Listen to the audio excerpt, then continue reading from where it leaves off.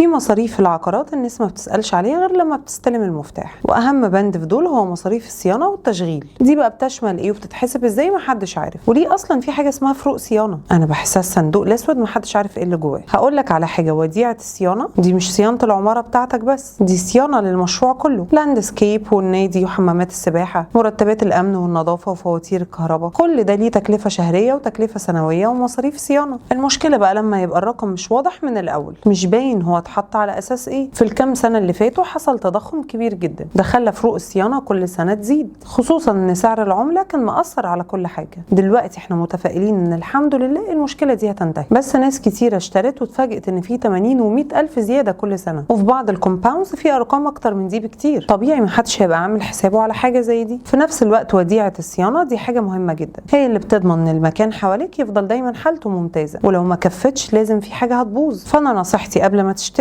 لازم تسأل الاربع اسئلة دول: مصاريف الصيانة كام في المية من ثمن الوحدة؟ وفروق الصيانة بتتحسب على اساس ايه؟ هل في مكتب محاسب بيطلع كشف عن المصروفات؟ وهل المطور هو اللي بيشغل ولا في شركة تشغيل تانية؟ اعمل سيف للفيديو ده عشان هتحتاجه وانت بتشتري.